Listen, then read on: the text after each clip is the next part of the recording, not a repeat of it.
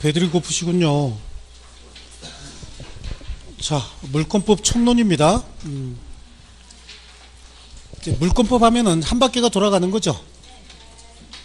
그 다음에 그냥 예정으로는 7월 여러분 1일날 모의고사 보나요? 그러면 7월 2일날 민사특별법 보강을 해서 마무리를 이제 다 지을 거예요. 7월 2일날.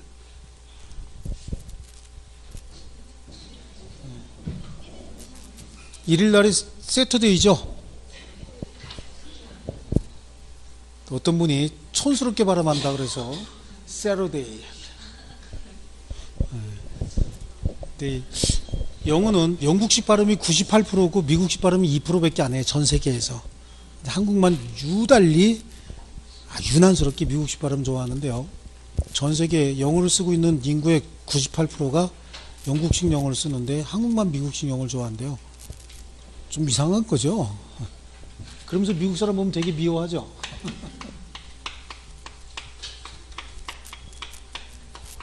물권법입니다. 권리주체인이 권리객체인 물건에 대해서 행사하는 지배권이죠.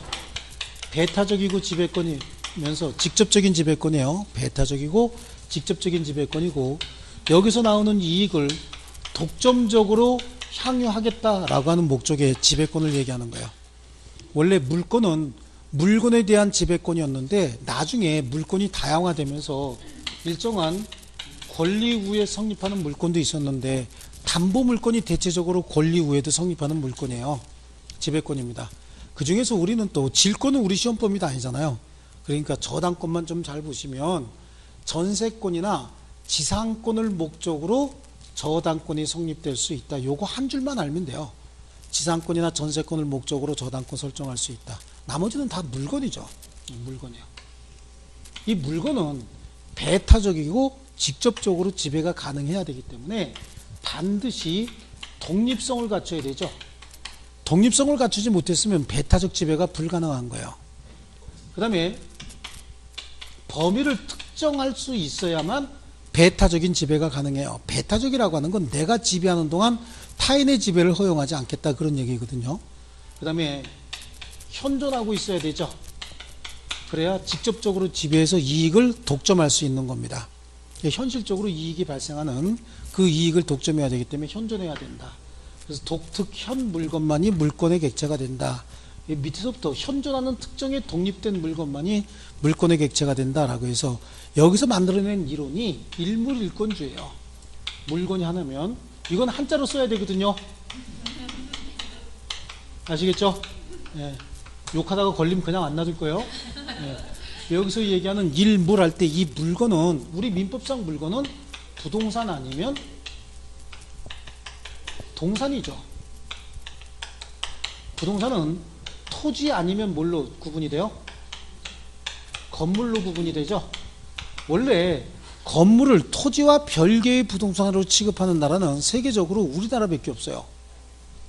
중국도 이제 한국 사람한테는 그렇게 한다고 하는데 그놈들 참 이상한 놈들이고요. 어쨌든 한국은 전통적으로 토지와 건물을 별개의 부동산으로 취급합니다. 원래 부동산은 우리 민법 제99조에서 뭐라고 되어 있냐면 토지와 그 정착물을 부동산이라 하고 부동산 이외의 물건은 모두 다 동산이다, 이렇게 얘기를 해요. 그러니까 토지와 그 정착물을 부동산이라고 했는데 그 안에서도 해석이 토지와 건물은 별개의 부동산으로 취급을 하는데, 우리 전체적으로 공부를 하면서 토지와 별개의 부동산으로 취급될 수 있는 게 지상에 4개, 지하에 하나 이랬죠. 그 중에서 언제나 토지와 별개의 물건으로 취급되는 건 건물밖에 없었어요. 건물이라고 하는 용어를 쓰려면 지붕과 기둥과 주벽을 갖추고 있는 토지의 정착물을 건물이라고 얘기하고, 완성이 됐든 완성이 되지 않았든 이런 형태를 갖추고 건물이라고 하는 말을 붙이면 그때는 토지와 별개의 물건으로 취급하는 거예요. 이해하셨죠? 좋습니다. 나머지는 수목 내지는 수목의 집단도 토지와 별개의 물건으로 취급될 수는 있죠. 근데 수목 내지는 수목의 집단 자체로 토지와 별개의 물건으로 취급되지 않습니다. 수목 내지는 수목의 집단은 임목법에 의해서 임목 등기를 갖추던가 아니면 명인 방법이라도 갖추고 있어야 돼요. 특별한 공시 방법이 있어야 돼요. 그래서 만약에 임목 등기를 갖추게 되면 소유권하고 저당권을 공시할 수 있어요. 그런데 명인 방법을 갖추고 있으면 소유권을 공시하고 그 다음에 뭐 양도담보의 목적으로 할 수는 있다라고 하는데 그건 뭐 공시는 사실은 불가능한 거고요. 그 다음에 미분리 과실도 미분리 과실 자체를 가지고 토지와 별개의 물건으로 볼 수는 없어요. 미분리 과실도 명인 방법이 있어야 돼요. 명인 방법이 있어야 토지와 별개의 물건으로 취급이 된다. 산삼 같은 거 있죠. 신봤다 그래요. 어저께 제가 산삼을 80년 정도 된 산삼을 냄새를 맡은 적이 있어요. 냄새를 맡았습니다. 잘 안 보여주는데 보여달라고 막 이래가지고 한번 했어요. 저쪽에 잘 아는 원장님이 그 산 다니면서 약초 캐고 막 이러는 그 취미가 있으신 분이신데 그분이 캤는데 모삼 한 뿌리에 그렇게 뭐 자삼들이 이렇게 한 5뿌리 정도가 이렇게 있는데 뇌두가 막 이만해. 그래서 그걸 무슨 종 그런데요. 그래서 단위가 1,000대래 매매 가격이. 근데 냄새가 이렇게 스티로폴에다가 이렇게 해서 이끼 같은 거 덮어가지고 얼음 같은 거 이렇게 집어넣어갖고 팩에다가 이렇게 보관해 놨는데 딱 열면은 학원 전체에 냄새가 확 퍼져요. 삼 냄새가. 굉장히 좋더라고요. 힘이 불끈 나더라고요. 공부하시는 분들도 한 뿌리씩 드시든지 냄새라도 한 번씩 맡으세요. 굉장히 좋은 거래요. 그런 것들이요. 그런 거는 그 자체로 토지와 별개의 물건으로 취급될 수 없고 명인 방법을 갖춰야 되죠. 농작물하고 건물이 조금 특이한데 건물은 지붕과 기둥과 주벽을 갖춘 토지의 정착물이면 특별한 공시 방법이 없어도 무조건 뭐죠? 토지와 별개의 물건으로 취급해요. 농작물도 그런 경향이 있어요. 입도를 갖춰서 수확기에 있는 농작물, 그러니까 모든 농작물이 아니야. 거기는 입도를 갖춰서 수확기에 있어야 돼요. 이 경우에는 경작자 소유로 합니다. 근데 건물은 무조건 기둥과 지붕과 주벽을 갖춰야 건물이라고 하는 용어를 쓰고 건물이라고 하는 용어를 쓰는 순간 무조건 토지와 별개의 물건으로 취급합니다. 그래서 건물은 언제나 토지와 별개의 물건으로 취급한다. 그렇게 얘기를 합니다. 토지와 별개의 물건으로 취급되는 게 이게 토지면 지상에 몇 개요? 4개, 지하에 하나. 그래서 4대1. 요거 그냥 기억하시면 되고 그 중에서 늘 always 건물은 언제나 토지와 별개의 물건으로 취급한다. 그러면 토지가 하나의 물건이 되려면 지적법에 의해서 필 단위로 구획이 돼야 되고요. 건물이 하나의 물건이 되려면 지붕과 기둥과 주벽을 갖춘 한 동이 돼야 되는 거예요. 그러니까 한 필 토지에는 소유권 하나, 한 동 건물에도 소유권이 하나만 성립해야 된다. 이게 이제 일물 일권주의거든요. 그리고 동산은 한 개의 동산에는 소유권 하나만 성립해야 된다. 이게 일물 일권주의거든요. 근데 이게 물건이 소유권만 있을 때는 이거 가지고 충분히 설명이 가능했는데 이후에 소유권뿐만 아니라 제한물권도 생기고 점유권도 생기고 그러니까 이거 가지고 설명이 조금 부족했던 거야. 그래서 일물일권주의를 설명을 할 때는 이제 이렇게 설명을 해요. 물건이 하나면 이 하나의 물건 위에 내용이 같은 물건은 2개 이상 동시에 성립할 수 없다. 하나의 물건 위에 소유권이 2개 이상 성립할 수 없다는 겁니다. 요거를 다른 학자들은 또 이렇게 설명을 합니다. 물건의 일부나 물건의 구성 부분에 분할 절차 없이 물건의 일부나 구성 부분에는 독립된 물건이 성립할 수 없다. 이렇게 얘기를 하고 있는 거예요. 이게 2개 같은 말이에요. 같은 말인데 그러면 혹시 물건이 3개면 3개의 물건은 하나의 물건의 객체를 할 수 없다. 하나의 물건의 객체를 한다는 얘기는 하나의 물건으로 취급한다는 얘기거든요. 얘네들이 상호 결합을 해서 단일한 경제적 작용을 하는 물건이다 라고 할지라도 원칙적으로 하나의 물건으로 취급할 수는 없다. 물건의 수만큼 물건이 성립해야 된다. 이게 이제 원칙인데 이렇게 원칙이 정립되고 난 다음에 예외가 다수 이제 발생하게 됩니다. 예외는 요거에 관한 예외는요. 하나의 물건 위에 내용이 같은 물건이 2개 이상 성립할 수는 없다. 그런데 순위에 의해서 보호되는 경우에는 2개가 동시에 성립하는 경우도 있더라. 그래서 하나의 물건 위에 저당권이 3개가 성립되어 있답니다. 1순위, 2순위, 3순위. 1순위 저당권자가 모두 만족받고 남는 부분이 있으면 2순위, 3순위 순서대로 내려가면 되겠죠. 그래서 순위에 의해서 보호가 되면 동일한 물건도 하나의 물건 위에 동시에 성립하는 경우도 있다. 요거에 관한 예외는요. 용익물권이에요. 용익물권은 토지 일부 또는 건물 일부에도 성립한다. 토지 일부의 지상권, 지역권, 전세권, 건물 일부의 전세권 성립할 수 있죠. 또 집합 건물에 대한 구분 소유권이라고 하는 게 또 하나 생겼어요. 그래서 건물 일부에도 독립된 소유권이 하나 성립할 수 있다. 자, 그 다음에 요거는요, 집합물이죠. 집합물 같은 경우에는 특별법이나 판례 등에 의해서 하나의 물건으로 취급되는 경우도 있다. 그래서 공장, 재단, 저당법. 공장이라고 하는 수십 개의 물건, 수백 개의 물건도 하나의 저당권의 객체를 할 수 있어요. 특별법이 그렇게 정해져 있어요. 그 다음에 수량적으로 또는 장소적으로 특정했다고 한다면 유동집합물에 대해서도 양도담보 설정할 수 있어요. 이게 양어장 내에 뱀장어 등을 여기 있는 뱀장어 전부 이렇게 장소적으로 지정해버리면 이 안에 있는 뱀장어 전부를 양도담보의 목적으로 할 수 있고요. 여기 있는 뱀장어 3만 마리, 그래서 3만 마리만 또 담보의 목적으로 할 수도 있다는 얘기예요. 그러니까 3만 마리가 어떻게 돼요? 하나의 양도담보의 목적이 될 수 있다. 이 안에 있는 뱀장어 전부가 수십만 마리다라고 하더라도 이것도 하나의 또 양도담보의 목적으로 할 수 있다. 아시겠죠? 수량 지정 방법이나 장소적 지정 방법에 의해서 양도담보의 목적으로 할 수도 있다. 이게 이제 판례나 관습법에 의해서 이렇게 되는 거예요. 아시겠죠? 예, 이게 이제 일물일권주의와 그 예외였다라고 하는 거고요. 그러면 물권의 본질로 다시 한번 가보자고요. 물권이라고 하는 건 권리의 주체인 이인이 권리의 객체에 대한 배타적이고 직접적인 지배권이라고 했어요. 배타적으로 직접적으로 지배해서 이익을 독점적으로 향유하겠다. 나 이외엔 아무도 건드리지 마 라고 얘기해야 되잖아요. 그래 내가 가지고 다니면서 건드리지 마 이러고 다닌다고. 근데 종일 그 짓만 하면 이거 바보 되죠? 이걸 도대체 어떻게 할 거냐. 맨날 만나는 사람마다 건드리지 말라고 할 거냐.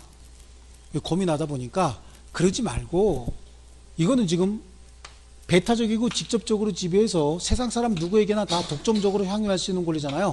이게 뭐예요? 대세권이죠. 세상 사람 누구에게나 다 주장할 수 있는 권리고, 그러다 보니까 세상 사람 누구라도 침해하게 되면 이건 불법행위가 될 수 있는 뭐예요? 절대권인 거예요. 반면에 채권은 이래요. 채권은 채권자가 채무자에게만 행사할 수 있는 대인권인 거예요. 그렇죠? 그리고 채무자가 채무를 이행하지 않았을 때만 채무불이행으로서 위법행위가 되는 것이지, 채무자의 배우자나 채무자의 자식들이 이행하지 않았다. 그래도 그들에게는 이행 청구 자체도 못하는 거잖아요. 그러니까 사람에 따라서 채무불이행이 성립할 수도 있고 성립하지 않을 수도 있다. 그러니까 그건 뭐죠? 상대권이죠. 절대권이 아니고. 근데 물권은 대세권이고 누구든지 침해하게 되면은 불법행위가 성립하게 되는 절대권이면서 대세권이다. 그러니까 세상 사람 누구에게나 다 주장할 때 들고 다니면서 하나하나 눈 마주칠 때마다 내 거야 그러지 말고 표시를 해두자고. 누구나가 다 쉽게 이건 저 사람 거구나 라고 알 수 있도록 표시를 해둘 필요가 있다. 그래서 권리관계의 변동이 되면 그 표시만 가지고도 사람들이 인식해서 침해하지 않도록 하자라고 해서 제도를 하나 만들어 놓은 게 공시제도거든요. 그래서 물권에 관해서는 공시의 원칙이 적용이 됩니다. 공시의 원칙이라고 하는 건 대세권이면서 절대권인 물권은 권리관계가 변동이 되면 외부 사람이 인식할 수 있는 제도적인 장치를 갖도록 하자. 그래서 부동산은 그럼 어떻게 공시할 것이고 동산은 어떻게 공시할 것이냐 고민을 하다가 부동산에 대한 공시 방법은 등기로 하자. 동산에 대한 공시 방법은 인도를 통해서 어떻게 하기로 하자? 점유로 하자라고 하는 거예요. 이렇게 공시제도를 만들어 놓고 나니까 그럼 이제 앞으로 거래할 때는 이 공시 방법을 믿고 거래해야 되지 않겠어요? 공시 방법을 믿고 거래한 사람은 보호가 되어야 한다라고 하는 원칙이 공신의 원칙인 거예요. 공신의 원칙이라고 하는 게 이제 하나 정립하게 되는데, 이 부동산 등기에는 공신의 원칙이 적용되지 않아요. 근데 동산의 점유에는 공신의 원칙이 적용이 된다 이런 얘기를 하는데요. 여기서 공신의 원칙이 적용된다 안 된다의 문제는 무효인 등기 또는 무효인 점유를 믿고 거래한 사람은 어떻게 할 거냐, 그런 문제가 생기는 거예요. 등기가 무효인데 그 무효 등기를 믿고 거래한 사람을 무조건 보호해야 된다라고 하면 공신의 원칙이 적용된다는 얘기잖아요. 그럼 등기에는 공신력이 있다 이런 얘기를 하거든요. 등기에 공신력이 인정이 되면은 거래 안전에 큰 문제가 생길 수 있어요. 예를 들어서 저도 이름 같은 거 이렇게 쓸 때 보면 한자로 이름 쓸 때 이렇게 쓰는 경우가 있어요. 이렇게 쓸 때가 있어요. 내 이름 아니죠, 이거. 갑을 하도 쓰다 보니까 이렇게 써야 되는데 이걸 빼놓고 쓸 때가 더 많아요. 그래서 갑은 제가 하루에 수백 번을 쓰거든요. 수업 시간에도 벌써 수십 번 써요. 그래서 한 시간에도 한 4, 50번 쓰니까 하루 끝나고 나면 한 100번 정도 쓸 겁니다. 일주일이면 한, 글쎄 몇 번 쓸까? 한 4, 500번 쓸 것 같아요. 그러다 보니까 얼떨결에 이름 쓰면 이렇게 쓰는 경우가 있어요. 이렇게 이거 빼고. 그럼 신의용있게 아니고 갑의용있게 되는 거죠. 등기관도 마찬가지예요. 손으로 쓰다 보면은 자기 이름하고 비슷하다 보면 습관적으로 자기 이름 쓰는 경우도 있고, 자기 주소하고 비슷하면 자기 주소 습관적으로 쓰는 경우도 있거든요. 그럼 직거되는 거예요? 이런 경우에도 실체권리관계와 등기관계를 비교해서 실체권리자를 보호할 것이냐 등기를 보호할 것이냐 이런 문제가 생기는 거야. 그럼 어떤 걸 보호해야 돼요? 실체권리관계를 보호해야 돼요? 등기관계를 보호해야 돼요? 실체권리를요? 왜 그런 심오한 사고방식을 갖게 됐어요? 왜? 에? 그러니까 공신력을 그 배경을 지금 우리가 알고자 하는 거야. 공신력을 배척한 그 배경을 한번 보자는 얘기야. 왜 등기 내용보다 실체권리관계를 더 중요시하게 됐느냐고. 왜냐하면 사람 손으로 쓰다 보니까 무효인 등기가 굉장히 많이 발생할 수 있었던 거예요. 근데 그 내용을 믿고 그대로 만약에 거래했을 때도 그 등기 내용, 즉 그 등기의 공신력을 부여해서 새로의 권리를 취득한 사람을 보호해야 된다라고 한다면 이제부터는 우리는 등기 위조범이 돼야 되죠. 그래서 일단 팔고 그리고 이제 도망을 가잖아요. 큰 걸 팔아치우고 도망가면 오히려 안 잡혀요. 조그만 거 팔고 돈도 없이 그냥 그 동네 이렇게 왔다 갔다 하다 잡히는 거죠. 큰 건을 해서 크게 치고 도망간 사람들은 오히려 안 잡히는 일이 생길 수 있다고. 사회 정의가 깨지는 경우가 있어요. 그래서 등기에는 공신력을 인정하지 않습니다. 근데 옛날만 해도 동산 같은 경우는 이 싸구려밖에 없었어요. 근데 요즘엔 동산이 부동산보다 더 비싼 곳들도 많이 있죠. 그러니까 이 동산은 특히 이제 지식재산권에 관한 법이 뭐 산업재산권 뭐 이래갖고 산업재산권에 관한 법, 그래서 법이 특별법이 굉장히 많아요. 특별히 보호하겠다는 법이 많습니다. 그래요. 거기에 적용되지 않는 동산 같은 경우는 사실은 너무 싼 거죠. 싸다 보니까 이거는 현재 목적물 점유하고 있는 사람들, 그리고 동산 너무 많아요. 이것도 동산이죠. 이것도 동산입니다. 이거 언제 샀습니까? 이거 꽤 오래됐죠. 꽤 오래됐습니다. 지금 2년 몇 개월 지났어요. 이제 소유가 나에게 넘어올 때도 됐습니다. 예, 그런데 2년 몇 개월 됐고요. 이것도 한 3년 됐습니다. 그러면 내가 소유관계를 확실히 입증하려면 이거 영수증 갖고 다녀야 되죠. 너덜한 거 가지고 다녀야 됩니다. 이것도 내가 너덜한 거 갖고 다녀야 되잖아요. 그러다 보니까 이렇게 너무 복잡하게 하지 말고, 그럼 나는 가방 들고 다녀야지, 옷 입고 다녀야 되죠. 신발 신고 다녀야 되죠. 가방 열면 영수증만 이만큼 갖고 다녀야 되잖아, 내가 샀다고. 그러다 보니까 이거는 그냥 어떡하자, 점유하고 있으면 실체 권리자를 인정해 줘 버리자. 너무 복잡하니까. 그래서 여기는 점유에는 공신력을 인정해. 그러니까 혹시 무권리자가 목적물을 점유하고 있었고 무권리자로부터 매수한 사람이 선의무과실이라고 한다면 그 매매를 유효로 봐서 그 매수인을 보호하겠다라고 하는 거고, 무효인 등기인데 그 무효인 등기를 믿고 거래한 사람은 비록 선의무과실이라도 보호하지 않겠다라고 하는 게 공신의 원칙이 적용이 되지 않는다, 적용된다라고 하는 차이가 있고, 이걸 뭐라고 얘기해요? 무권리자로부터 동산을 매수한 사람이 선의무과실이라면 그 사람을 보호하겠다. 이걸 무슨 제도라고 얘기하죠? 그렇죠. 선의취득제도라고 얘기하죠. 여러분 시험엔 선의취득이 뭔지를 구체적으로 알 필요는 없어요. 이 옆에 계신 분들은 선의취득이 뭔지가 구체적으로 알아야 되지만 여러분은 몰라도 되죠. 다만 부동산은 선의취득이 불가능하고 동산은 선의취득이 가능하다까지만 정확히 아시면 돼요. 여러분들은 아시겠죠? 이거 정확히 알아두시고요. 여기서 얘기하는 공신력이 없는 등기는 무슨 등기라고 그랬어요? 무효등기라고 얘기했잖아요. 아시겠죠? 그러면 공신력도 없는 등기법이 도대체 왜 필요하냐라고 할 때 그 공신력이 없는 등기는 무효등기인 것이고, 유효등기는 실체권리관계와 등기관계가 일치하는 걸 유효등기라고 하고, 유효등기를 갖춘 자는 강력하게 보호하겠다라고 하는 게 등기법의 기본적인 취지인 거예요. 그럼 강력하게 보호가 되는 그 등기 내지는 인도라고 하는 공시방법이 있죠. 이런 공시방법으로서 권리를 표시하는 물권은 법으로 강력하게 보호하기 위해서 정해놓기 시작한 거예요. 그래서 거기에서 정립된 이론이 뭡니까? 물권 법정주의다라고 하는 거야. 물권은 법률과 관습법으로 정해놓고 활용해야 된다, 그런 의미를 가지거든요. 그래서 우리도 민법 제 185조에 물권의 종류다라고 해서 물권 법정주의를 천명하고 있어요. 물권은 법률과 관습법에 의함이 아니고는, 그러니까 법률과 관습법에 의해서만 물권을 창설할 수 있다고 얘기합니다. 법률과 관습법에 의함이 아니고는 임의로 창설할 수 없다, 이렇게 얘기하고 있어요. 그러니까 법률에 의해서만 물권이 창설될 수 있고 관습법에 의해서만 물권이 창설될 수 있다. 여기서 얘기하는 이 법률의 대표 주자가 민법이겠죠. 다른 특별법들도 굉장히 많아요. 우리 시험에 나오는 특별법만 해도 가등기 담보 등에 관한 법률에 가등기 담보권, 양도담보권, 이거 다 담보권이죠. 특별법에 의해서 창설된 물권들입니다. 이것도 법률인 거예요. 국회에서 결의 과정을 거친 이 법률이다, 이거예요. 민법에는 8개 종류 물권이 있죠. 소지, 전지, 저질, 유점이라고 하는 8개 물권이 있고요. 또 특별법에 의한 물권까지 다 암기할 필요는 없습니다. 그 대신 관습법상 물권은 3개 정도예요. 관습법상 법정지상권하고 분묘기지권, 동산의 양도담보권 등이 있는데, 여기서 이것도 암기해야 되지만 더 중요한 건 관습법상 물권이 아니다라고 하는 취지의 판례 3개하고 최근에 대사가 잡혀서 잘 나오는 부분이 하나가 있어요.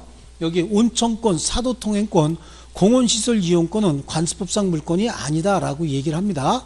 그리고 최근에 아주 오래된 판례이긴 하지만 최근에 잘 나오는 게 미등기 무허가 건물의 양수인은 소유권에 준하는 관습상 물권을 취득했다고 볼 수 있어요, 없어요?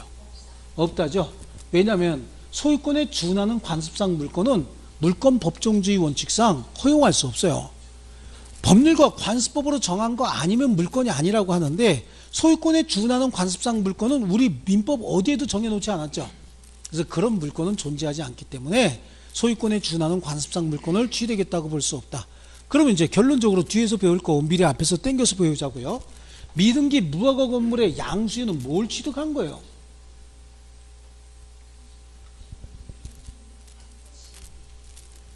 미등기 무허가 건물의 양수인은 이거 취득한 거예요? 뭘 취득한 거냐고? 사실상의 처분권 취득한 거야. 사실상의 처분권. 듣긴 들었죠? 예, 그래요. 기억이 안 난다 뿐이지 듣기는 다 들은 거야. 근데 이제 기억이 조금씩 날 겁니다. 그리고 시간이 가면 갈수록 조금씩 이렇게 쌓여가지고 서로 연결이 될 거야.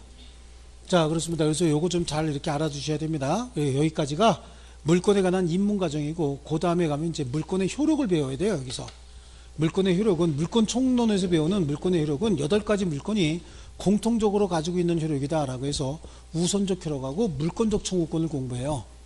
그리고 우선적 효력하고 물권적 청구권이 끝나고 나면 물권의 변동이에요. 물권의 발생, 변경, 소멸, 변동이다. 그래서 원인이 법률 행위냐 법률 규정이냐 나눠서 법률 행위에 의할 때는 등기해야 되고, 법률 규정에 의할 때는 등기 없이 취득하고, 처분할 때만 등기해야 된다, 그거죠.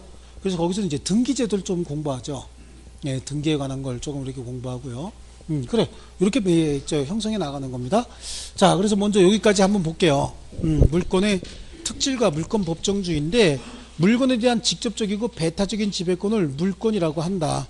그래서 현존한 특정의 독립된 물건에 대해서만 물권이 성립할 수 있고, 절대성, 그 다음에 양도성, 고유성, 관습성이 있다. 양도성은 물권은 자유롭게 양도해야 된다는 의미고요. 고유성이라고 하는 거는 각 나라마다 다른 나라에는 없는 물권을 하나씩 갖고 있어요. 한두 개씩은요. 그래서 한국은 뭐가 있어요? 전세권이 있죠. 다른 나라에는 없는 용익물권으로서 전세권이 있어요. 전 세계적으로 물권은 한 6개에서 9개 정도씩을 보통 가지고 있습니다. 한국이 8개 가지고 있죠. 8개. 전 세계적으로 물권은 한 6개, 적은 나라는 6개 정도로 분류하고, 많은 나라는 이제 9개 정도로 분류하는 거예요. 우리 좀 많은 편이에요. 예, 많은 편이긴 합니다. 자, 그래, 고유성은 그걸 얘기하는 겁니다. 또 관습성은 관습에 의해서도 물권이 성립한다 그랬잖아요. 관습법상 법정지상권, 분묘기지권, 이건 다 지상권에 포함되는 거죠. 그다음에 일물일권주의다라고 해서 하나의 물건으로서 독립된 물건의 객체가 될 수 있는 건 부동산과 동산이에요. 오른쪽 페이지 동그라미 2번 보이잖아요.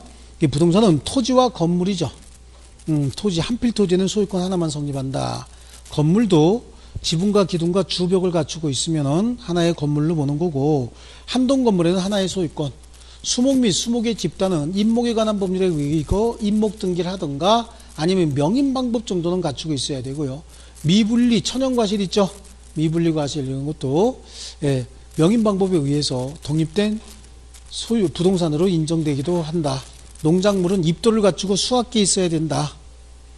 동산, 부동산 이외의 물건으로서 하나의 동산에는 소유권은 하나가 성립할 수 있다. 이게 미분리 과실과 동산까지 봤고요. 지상권 전세권에도 뭐라 그랬어요? 저당권 설정할 수 있다. 일물일권주의 예외가 토지나 건물에 대한 용익물권 있죠. 일부에도 성립할 수 있는 것들이에요. 용익물권은요. 그 다음에 토지에 대한 구분지상권, 집합건물의 구분소유권 이런 것들이 있잖아요. 그 다음에 기타 특별법상에는 각종 재단 저당법 같은 거 있어요. 자, 넘겨보시고요. 자, 물권의 종류는 물권법정주의에서 물권은 법률과 관습법에 의하는 외에는 임의로 창설할 수 없다라고 할 때 여기서 법률은 형식적 의미의 법률만을 의미한다. 관습법에 의한 물권의 창설도 인정하게 돼서 물권의 성립에 있어서 관습법과 법률의 대등한 효력 부여를 인정하고 있고요.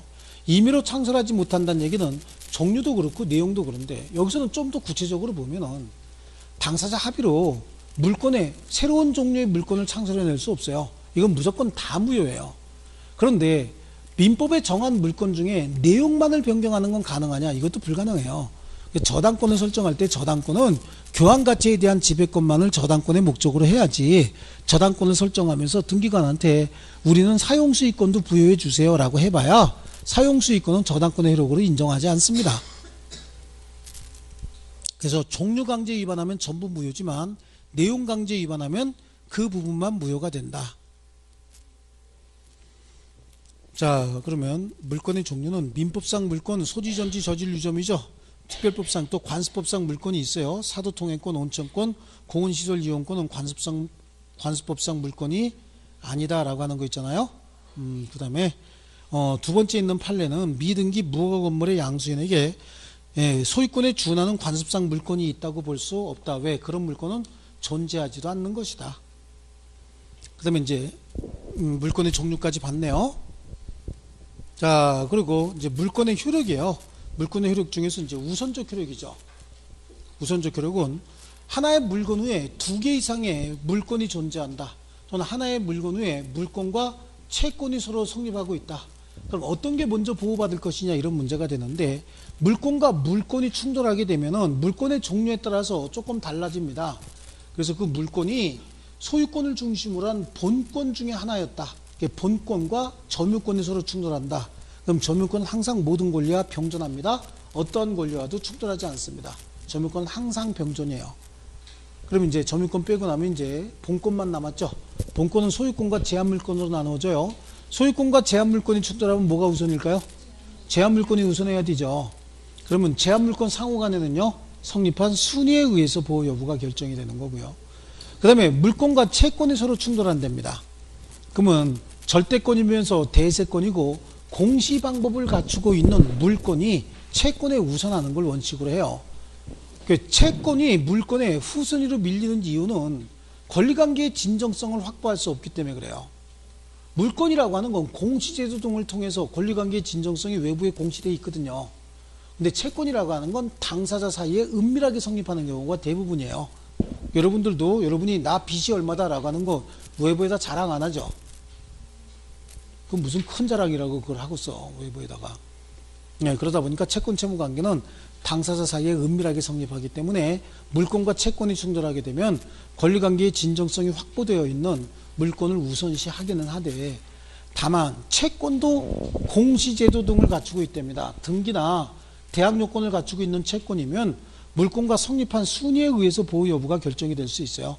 그래서 등기된 임차권이나 가등기된 채권 같은 거, 이런 것들은 먼저 성립한 물권에는 우선할 수 없겠지만 나중에 성립한 물권보다는 우선해서 보호받아야 되는 거예요. 또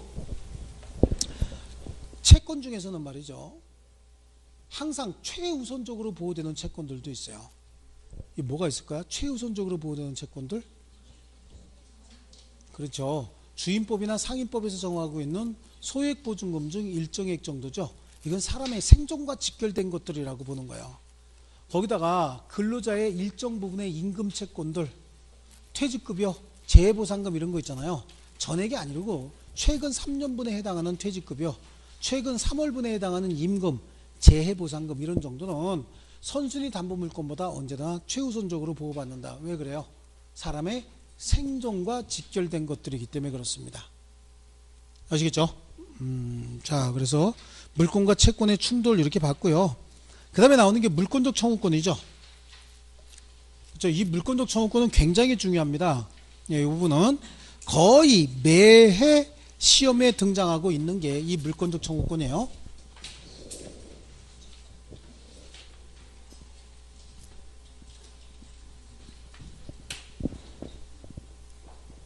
거의 빠짐없이 매년 나오죠. 이 물권적 청구권은요.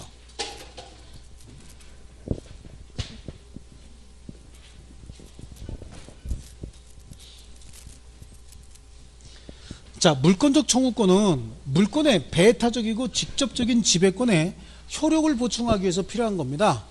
그래서 물권적 청구권은 누가 행사할 수 있느냐, 이게 가장 중요한 거예요. 누가 행사합니까?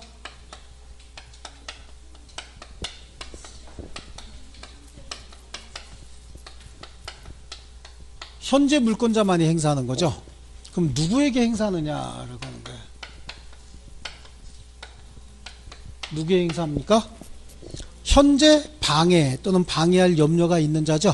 그래서 과거가 아니라 언제요? 현재 방해 내지는 그러한 염려가 있는 행위를 하는 자에게 행사합니다. 그럼 종류는 몇 가지가 있을까? 세 가지가 있죠. 물권적 청구권의 종류는 세 가지가 있어요. 목적물 반환 청구권, 목반청이라고 줄여서 얘기합니다. 방해, 제거 청구권, 방해, 예방 청구권 이렇게 나눠지죠. 이거는 이제 법적인 근거는 소유권하고 점유권에서 두고 있고, 점유권에 대한 물권적 청구권을 점유 보호 청구권이라고 얘기를 하고요. 조금 목적물 반환 청구권을 점유권에 가면 점유의 회수라고도 불러요. 목적물 반환 청구권이라고도 많이 불러요. 훨씬 더 많이 불러요. 근데 점유의 회수, 돌려받는다는 뜻이잖아요. 그 다음에 방해 제거 청구권을 점유의 보유라고도 하고요. 방해 예방 청구권을 점유의 보전이라고도 해서 이걸 점유 보호 청구권이다 라고도 얘기를 하고 있는 거예요. 어쨌든 소유권과 점유권에서 규정하고 있고, 나머지 본권은 전부 다 소유권의 일부 권능들이잖아요. 그래서 나머지 본권은 다 소유권에 관한 규정을 준용을 하는데, 이 중에서 물권적 청구권 이상한 놈 나와 그러면 저지유, 그리고 손 들고 나오는 놈이 세 마리 있다 그랬죠. 저지유, 저당권하고 지역권은 목적물 반환 청구권은 없어도 방해 제거, 방해 예방 청구권은 있는데, 유치권은 유치권 자체에 기한 물권적 청구권은 없고, 그 대신 뭘로 해결해야 돼? 점유권에 관한 것으로 해결해 주어야 한다. 그렇죠? 그럼 이제 요거 설명을 할 땐 이 그림 그리면서 설명하잖아요. 여기 또 안테나 하나 나오죠? 무슨 안테나? 블라디보스톡 방송 나오는 안테나 하나 나오죠? 요거. 그래서 여기다가 이 안테나를 도대체 왜 달아갖고 이런 문제가 생기는지. 자, 여기 이제 담장이 이렇게 있어요. 튼튼해 보입니다, 벌써. 이렇게. 여기는요. 약해 보이죠, 저거보다는? 조금 약해 보이는데. 자, 여기 이제 TV 수신기가 있는데, 이 TV 수신기는 블라디보스톡 방송에 나오는데 새벽 1시면. 여기는 이제 A, B, C. 세 사람이 살아요. C는 항상 여기에 매달려 있죠, 밤마다. 여기에 매달려 있어. 이거 보느냐고. 새벽 1시부터 새벽 5시까지 눈이 뻘개가지고 저것만 쳐다보고 있다. 참 갖고 싶은 안테나죠. 이렇게 갖고 싶은 안테나인데, 어느 날 얘가 해외에 80일간 크루즈 여행을 갔다. 갔는데 얘가 이걸 들고 갔죠. 지네 집에 갖다 붙였다라고 하는 거야. 80일 이후에 B가 C한테 돌려달라고 해야죠. 목적물 달라고 얘기를 합니다. 그래, 돌려받아야 된다고. 이게 목적물 반환 청구죠. 반환 청구인데 C가 악의 또는 과실이 있어서 가져갔을 뿐만 아니라 혹시 B가 나 여행 갔다 올 동안 네가 좀 써도 좋아 라고 해서 정당한 권한에 의해서 가져갔을 때도 B는 자기 목적물에 반환을 청구할 수 있어요. 목적물 반환 청구할 때, 즉 물권적 청구권 행사할 때는 상대방에게 고의과실이 없어도 행사할 수 있는 거죠. 기간 다 됐으면 고의과실 없어도 목적물 돌려달라고 하는 거잖아요. 그래서 상대방의 고의과실을 요하지 않는다. 다만 상대방에게 고의과실까지 있으면 목적물 반환 청구하면서 손해배상 같이 청구할 수 있어요. 여기서도 나오는 지문이 물권적 청구권에 손해배상 청구권이 포함되는 것은 아니다, 이렇게 얘기를 하죠. 그러니까 물권적 청구권 행사할 때 반드시 손해배상을 같이 청구하는 건 아니에요. 상대방의 고의과실이 있고 그로 인해서 손해가 생겼을 때 손해배상을 같이 청구하는 것이지 언제나 물권적 청구권 행사하면서 손해배상 청구권을 같이 행사하는 거 아닙니다. 여기 이제 시험에 나오면은 물권적 청구권 행사는 상대방에게 고의과실이 있음을 요하지 않는다, 이렇게 줄여서 나오고, 또 물권적 청구권에는 손해배상 청구권이 포함되는 것은 아니다. 그래서 물권적 청구권에는 손해배상 청구권이 포함되지 않는다. 전혀 별개의 권리다라는 그런 얘기죠. 자, 이번에는 이게 이제 무너져 내려갈 때입니다. 그래서 여기 쌓여 있대요. 쌓여 있으면 이거 고치라고 해야 되죠. 고쳐라. 이게 뭐죠? 방해 제거 청구예요. 그로 인해서 손해가 있으면 손해배상 같이 청구할 수 있어요. 이게 얘가 매달려서 무너졌을 수도 있지만 어쩌게 낙뢰를 3번 맞아서 여기 3번 다 이 자리 맞아서 무너졌을 수도 있죠. 상대방에게 고의과실이 있든 없든 물권적 청구권 행사할 수 있고, 혹시 상대방에게 고의과실이 있고 그로 인해서 손해가 있으면 손해배상 같이 청구하는 거예요. 여기서 방해 제거 청구는 이렇게 치워라 라고 하는 식으로도 방해 제거 청구하지만, 혹시 무효등기가 있으면 내 부동산에 있는 등기부에 무효등기가 격려되어 있으면 내가 처분행위할 때 방해물로 작용할 수 있잖아요. 그럼 그 무효등기 말소 청구가 우리 시험엔 90%예요. 그래서 무효등기 말소 청구가 뭐다? 일종의 방해 제거 청구다. 그래서 어느 등기부 띄워보니까 내 부동산에 무효등기가 하나, 둘, 셋, 넷, 5개가 순차적으로 격려되어 있다는 얘기예요. 그럼 먼저 제일 앞에 있는 등기를 무효등기를 말소하게 되면 그 다음 등기는 원인 없는 등기가 돼버리죠.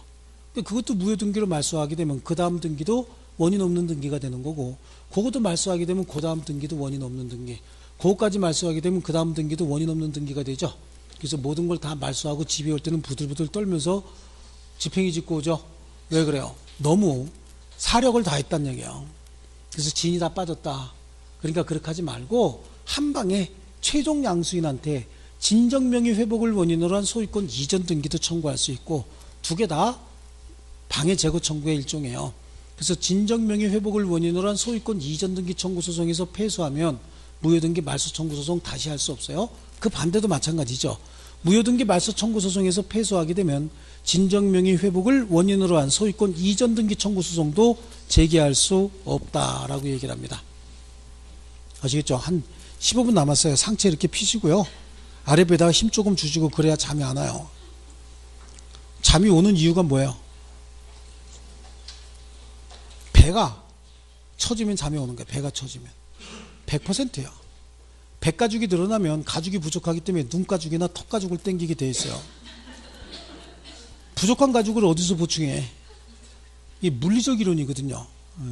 화학적 이론은 배가 불러야지 뇌에 있는 피가 위장, 소화시키는 대로 많이 가기 때문에 산소가 부족해서 뇌 활동을 좀 정지시켜서 졸린 거고, 배도 지금 안 부르는데 배가 고파 죽겠는데 왜 졸린 거예요? 몸에 힘을 빼니까 배가죽이 늘어나서 남는 가죽인 눈가죽을 당기는 거라고.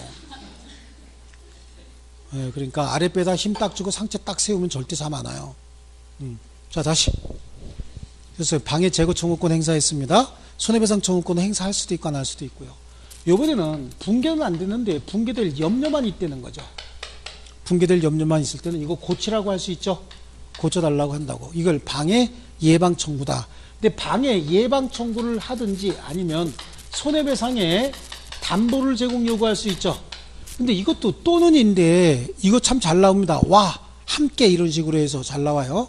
그래서 방해 예방 청구나 손해배상의 담보 제공 요구를 선택적으로 청구할 수 있다. 이렇게 항상 머릿속에 집어넣으셔야 됩니다. 함께 방해 예방 청구와 손해배상의 담보 제공을 요구할 수 있다. 그럼 와 그랬으면은 같이 청구할 수 있다는 얘기잖아요.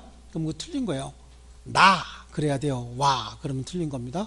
한 글자 때문에 의미가 완전히 달라지니까 조심하셔야 됩니다. 그래서 물권적 청구권이었다. 자, 이게 만약에 점유권에서 나오면은 점유보호 청구권 가지고 나와요. 그 침일선 손배 있죠. 여기 목적물 반환 청구 있잖아요. 점유의 회수 쪽에서 주로 많이 나오고, 소유권 가지고 나오면은 누가 누구에게 행사할 수 있느냐 이거 가지고 주로 내요. 그래서 소유권 가지고 내면은 말 문제로 안 나와요. 사례 문제로 나와요. 사례 문제로 나오면 이거 누가 줄쳐놨어요? 그렇죠? 지가 줄쳐놓고 정신 없어갖고. 자, 사례 문제로 나오면요, 갑소유 토지를 소유권 가지고 내는 거예요. 갑소유 토지에 을이 무단으로 점유해서 지상에 건물을 지었다는 거예요. 그러면 무단으로 건물을 지었다 그러면 갑의 토지를 현재 무단으로 점거하고 있는 자가 을이란 뜻이잖아요. 그럼 갑은 을에게 지상건물 철거하고 토지 반환해라 라고 청구할 수 있는 거죠. 지상건물이 철거가 돼야 점유를 회수해버리는 거니까 토지를 반환하는 거야. 이게 소유권에 기한 물권적 청구권인데 현재 방해하고 있는 자가 을이니까 을에게 청구하는 거예요. 을이 와서 무릎을 꿇었다는 얘기죠. 꿇고 빌길래 일주일 여유 줬더니 일주일 있다 가서 보니까 병이 목적물을 점유하고 있더란 얘기예요. 보니까 매수인이에요. 얘가 점유하고 있어요. 그럼 얘는 더 이상 점유하고 있는 자가 아니죠. 이제 물권적 청구권 누구한테 행사해야 돼요? 병에게 행사해야 됩니다. 병에게 지상건물 철거하고 토지 반환해라. 그럼 병은 왜 을한테 하지 꼭 내가 사고 난 다음에 나한테 지랄이냐고 해봐야 소용없는 거예요. 현재 소유자는 현재 방해 상태를 자기 지배하에 두고 있는 자가 누구예요?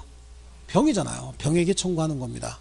과거에 방해했던 사람에게 청구하는 게 아니라 현재 방해 상태를 지배하고 있는 자에게 청구하는 거예요. 그들이 또 와갖고 인상 몇 번 쓰니까 와서 무릎을 꿇었네. 그 일주일 여유 준다. 그래서 일주일 있다 갔더니 정이라고 하는 자가 임대차 계약을 체결하고 얘가 목적물을 점유하고 있습니다. 확정일자까지 받은 거야. 그래서 계약서를 흔들고 있습니다. 확정일자 이래가면서 이렇게 하고 있어요. 그때 여기다가 청구할 수 있어요, 없어요? 있어요. 현재 방해 상태를 지배하고 있는 자이기 때문에 성격은 조금 달라요. 여기다가 지상건물 철거하고 토지 반환해라 라고 할 수는 있죠. 철거는 청구할 수 있을 때 퇴거는 청구할 수 있어요, 없어요? 없는 거야. 지건물 자기가 점유하고 있기 때문에. 똑같이 여기다가도 지상건물에 철거는 청구하되 퇴거는 청구할 수 없었죠. 근데 여기다가는요, 철거 처분권자가 아니잖아. 철거는 청구할 수 없어도 얘가 목적물 점유하고 있으면 철거가 방해되고 있는 방해물로서 작용할 수 있잖아요. 그러니까 목적물로부터 퇴거는 청구할 수 있어요. 그럼 얘가 탁 꺼내서 잘 모르시나 본데 그러면서 임대차 계약서를 꺼내면서 대항력하고 확정일자 갖췄거든요 라고 하면 되죠. 그러면 임대차가 유효한 한 대항력하고 확정일자가 유효일 수밖에 없잖아요. 그럼 어떻게 해? 이거 해지해버려야 되죠. 해지하는데 얘가 해지 안 해주면 어떻게 해요? 을을 대위해서 임대차 계약을 뭐다 할 수 있어요? 해지해버린다고. 그럼 이건 근거가 없어져 버리잖아요. 근거가 없어져 버리니까 이제 나가줘야 된다 그런 얘기겠죠. 그럼 여기서 손해배상은 누구한테 청구해야 되는 거예요? 손해배상은 병에게 청구하는 것이 아니라 을에게 청구해야지. 불법행위 한 자가 누구예요? 을이기 때문에 을에게 손해배상을 청구합니다. 하도 속이 상하니까 갑이 A씨 팔을래. 그래서 A한테 팔았다고. 그러니까 얘한테 팔고 등기소에서 이렇게 쭉 나오면서 보니까 을하고 병하고 정이 손을 잡고 우리 집에 왜 왔니 왜 왔니 그러고 있어요. 그러니까 갑이 니네들 일로 와봐 그러고 부르죠. 그럼 와 안 와? 안 오죠. 전부 손을 들고서 가운데 손가락만 쫙 피겠죠. 이렇게 얘기한다고. 그때 이제 말이 안 먹히는 이유가 뭐예요? 현재 소유자가 아니잖아요. 그때 이제 A가 부르겠죠. 야 그러면 4 뛰어오겠죠. 와서 무릎을 딱 꿇겠죠. 조금만 봐달라고 이렇게 얘기할 거라고. 그래서 현재 물권자만이 행사할 수 있는 것이고 현재 방해 상태를 지배하고 있는 자에게 내용은 조금 다를 수 있어요. 얘는 철거 처분권이 있으니까 철거 요구할 수 있어요. 하지만 자기 물건에서 자기 물건을 점유하고 있는 자에게 퇴거를 요구할 수는 없습니다. 근데 얘는 목적물을 점유하고 있지만 철거 처분권은 없는 자죠. 그리고 얘가 목적물을 계속해서 점유하고 있으면 철거가 방해되니까 퇴거는 청구할 수 있지만 철거는 청구할 수 없고, 손해배상은 불법행위를 한 을에게 청구해야 됩니다. 아시겠죠? 물권적 청구권이었다. 그래서 거기 우리 물권의 효력 중에서 우선적 효력은 받나? 안 받나? 물권 상호간에는 내용이 같은 물권은 봤어요? 그 다음에 물권적 청구권 한번 볼게요. 물권적 청구권. 유형은 점유권에 기한 물권적 청구권. 거기 법적 성질은 독립된 청구권이다. 물권과 분리하여 물권적 청구권만 양도할 수는 없다. 그 말이 현재 물권자만이 행사할 수 있다. 이렇게 해석이 돼야 되는 거죠. 또 청구권자는 현재 물권자만이 현재 방해 상태를 자기 지배하에 두고 있는 자에게만 청구할 수 있는 거고, 점유권과 소유권에서 규정하고 있고, 내용에 따른 분류는 목반청, 방제청, 방해예방 청구권 세 가지가 있겠죠. 네, 또 행사 요건에요. 물권에 대한 침해 또는 방해하고 있거나 방해할 염려가 있어야 되고, 고의과실은 물권적 청구권의 성립 요건이 아니죠. 침해자의 고의과실이 있으면 손해배상을 같이 청구할 수 있다. 그래서 물권적 청구권은 손해배상 청구권을 당연히 포함하는 것은 아니고, 이 물권적 청구권이 소멸시효에 걸리는지 여부는 소유권 및 담보물권에 기한 물권적 청구권 소멸시효에 걸리지 않는다. 하지만 용익물권은 소멸시효에 걸리는 거죠. 그래서 용익물권에 기한 물권적 청구권은 소멸시효에 20년에 걸린다. 청구에 따른 비용은 누가 부담해야 되느냐? 상대방이. 그렇죠? 상대방이 부담해야 된다. 이게 이제 우리 판례다. 좋습니다. 이렇게 해서 여기까지 했고, 자, 이렇게 해서 물권적 청구권까지 이제 봤어요. 구체적으로 소유권에 기한 물권적 청구권은 소유권에서 한 번 더 나올 거고, 점유권에 기한 물권적 청구권은 점유권에서 한 번 더 나올 건데, 그렇죠? 왜 갑자기 이렇게 부산스러워요? 뭐 끝나는 거 아직 안 끝났어. 10시 10분에 시작해서 아직도 20분 남았는데 벌써 끝나는 분위기를 조성하고 있어요. 아직 안 끝났어요. 하여튼 넘길 거요. 물권에 변동할 거라고.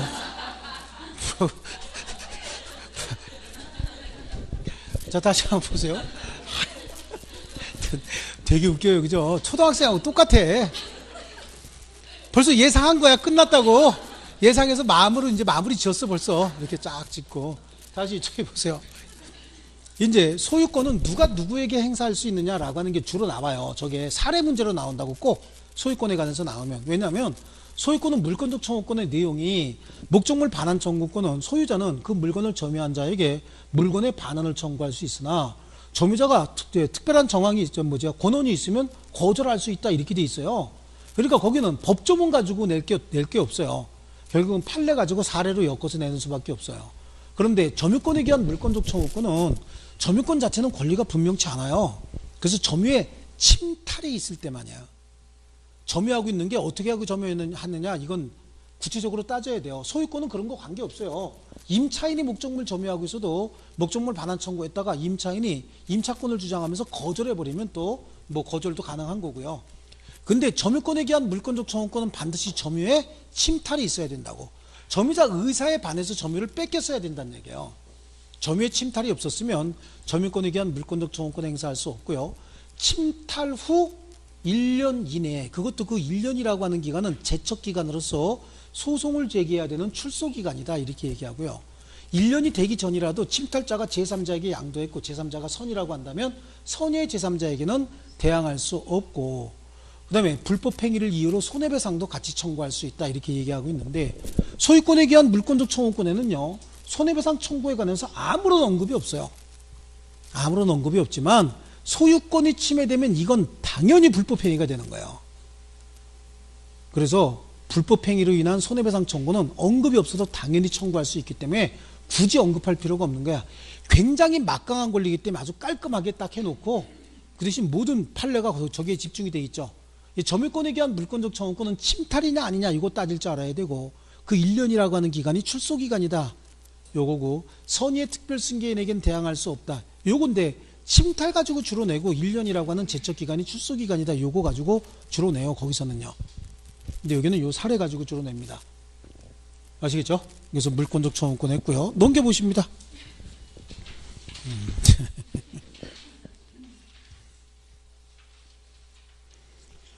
자, 거기 핵심 지문 오답 유형 중에 8번에 한번 보세요. 유치권자가 점유를 침탈당한 경우에 유치권에 기한 반환 청구권 행사할 수 있나요? 예? 유치권에 기한 물권적 청구권 없다 그랬죠. 점유권에 기한 물권적 청구권을 해결해야 됩니다. 자, 그런 식으로 나오면 여러분 잘 틀립니다. 그 다음에 물권적 청구권과 불법 행위를 이유로 한 손해배상 청구권은 동시에 성립할 수 있어요, 없어요? 있지. 그렇죠. 왜? 고의 또는 과실이 있고 그로 인해서 손해가 생겼으면 이걸 지 맘대로 뜯어갔다는 거야. 갔다 와서 보니까. 그래서 막 끈도 지 맘대로 막 이렇게 저 안테나 선도 지 맘대로 막 잘라갔다는 거예요. 그럼 어떻게 해요? 물권적 청구권 행사하면서 손해배상 청구권 같이 행사해야 되겠죠.